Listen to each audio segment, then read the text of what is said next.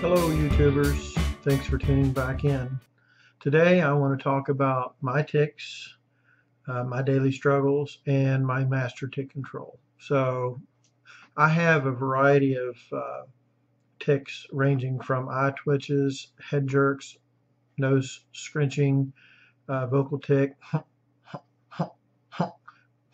I do that one a lot when I'm really stressed. So stress is a big factor, right? So I'm just going to be my normal self, as I'm not applying my tick control method, my follow the neurotransmitter. And if I'm just talking to a person and I'm being myself and I've had a stressful day, then this is typically what my Tourette's is, how it's behaving. So if I'm not thinking about it, or I'm not trying to deploy my tick control, I get a lot of the eye twitching and a lot of the shoulder movements that I get. And when I drive, I'm always like tapping my foot on the gas pedal, and that kind of drives people in the car crazy when that happens. And I don't think about it. I don't realize that I'm doing it. So a lot of this stuff happens. So today, what I'm going to do is I'm just going to be my normal self with my tics, and I move quite a bit. My shoulders move quite a bit. My eyes and my head move quite a bit.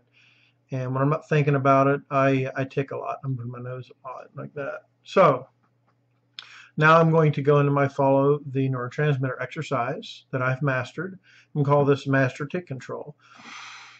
So now I'm here, and what I'm doing at this point is I am letting the neurotransmitters fire throughout my body, and I'm flowing with them. I'm not trying to stop the tick from happening. The tick will actually come up and surface and try to move my nose, or try to move my eye, or try to move my shoulder. But I'm allowing the neurotransmitters to fire, because you can't stop them, right? Now, medication can slow it down, of course. But as you get better at this exercise, and when I actually practice this every day of my life, my tics become very, very, very mild, almost to the point where they're non-existent. But when my tics are really bad, I can go into this meditative state, this follow the neurotransmitter state, and I can pretty much turn my tics off, because I'm letting the neurotransmitters fire throughout my entire body now. And I want to teach people how to do this. It takes a lot of practice, a lot of trial and error, and the more you do it, the better you get at it. Once you learn this technique, then you'll know how to actually deploy it. It's a really cool thing. And the better you get at it, you actually learn to just kind of let your body go, let your neurotransmitters go, and let it flow. And that's what I'm doing right now. So, I'm appearing that I don't have any tics. You might notice occasionally my eyes will, when I blink kind of slow.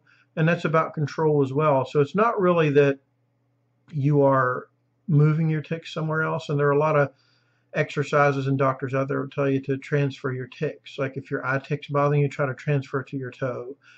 They don't understand that that doesn't really work. You might do that for a minute, but the tick always comes back. So the misconception is holding still, holding in your tics, transferring your tics. That's not the best practice. The best thing to do is to learn how to flow with the neurotransmitters. And that's what I'm doing now. So I'm going to teach people to the best of my ability how to do this. And I'm going to start very simply. I'm going to do we'll call it neurotransmitter exercise step 1, step 2, step 3. And I'll go through in great detail on this. So for now, I just kind of wanted to demonstrate a little more of how I use my follow the neurotransmitter exercise, which I'm doing right now, and basically making my tics go away, because I'm not allowing them to stop somewhere. See, when a neurotransmitter fires out of your brain, it tries to go somewhere and make a tick happen. I'll demonstrate. Like right now, as my neurotransmitters are going around, and it's landing on my nose, right? So I'm going to let it do it, okay? The other one, and it's always trying to come to my left eye here. So, okay, I'm letting the neurotransmitters go and just kind of flowing with them. They're looking for a place to land, as I call it. Okay, so I'm going to let it land on my eye, right? Now, I'm going to let it flow around a little bit more. Let's just take our time here. I'm not going to tick.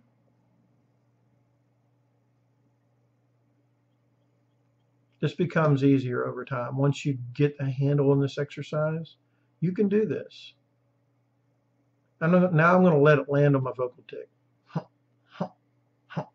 Now I'm going to let it run around my body a little bit more. And breathing is very important with this, and we're going to get into that. I've taught martial arts, I've practiced martial arts, and breathing is the #1 thing that you learn. So as you start this exercise, you're going to learn how to breathe, right? And then as you get better at this, I'm not holding my tics in, so I'm comfortable. But I'm also not allowing them to let me tick. I'm letting my neurotransmitters go crazy right now. They're running all over my body, but I'm just letting it go. I'm flowing with it. It's trying to tick my nose now. I'm not going to let it. And I'm perfectly comfortable and happy in this. And again, it's not that you're trying to do this all the time, 24 hours a day, 7 days a week. But when you want some relief and you want to speak to somebody, like in a job interview, as I've mentioned before, you can actually use this technique and it makes you more focused, right? And in an earlier video, I stated that when you focus on something, the tics subside. What I meant to say, to be more, to clarify that further, when you focus on something that you enjoy or that is very important, then you get that tic control.